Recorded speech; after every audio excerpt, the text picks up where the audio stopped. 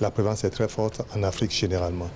En ce qui concerne le Bénin, un quart de la population, 25%, pourrait avoir l'hémoglobine caractéristique et l'hémoglobine S. Mais ils ne sont pas forcément malades pour avoir cela. Donc on a des sujets qui sont AS, des sujets qui sont SC et autres là. Quant aux malades même, donc porteurs de l'hémoglobine SS, ils sont à peu près 5% au niveau du Bénin. Aujourd'hui, nous avons au niveau du CNHU 2 structures qui prennent en charge la drépanocytose. Avec le professeur Raimi, qui est pédiatre, il s'occupe des enfants et aussi des femmes drépanocytaires enceintes.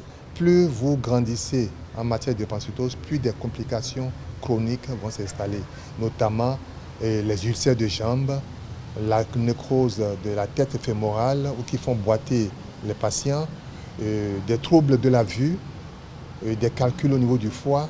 Donc ça fait que nous sommes toujours en interaction avec les différents spécialistes du CNHU pour leur prise en charge. L'hygiène de vie et concourt à la prévention des crises. Cela consiste à apporter des habits qui ne sont pas trop serrés, à vivre dans un environnement bien aéré, à boire de l'eau régulièrement, s'hydrater régulièrement, à se faire suivre régulièrement. On recommande tous les 3 mois pour les patients, même quand ils ne sont pas malades, il faut qu'ils viennent. Et s'alimenter équilibré, pour autant que cela est possible. Pour ceux qui sont élèves, il ne faut pas qu'ils bachotent.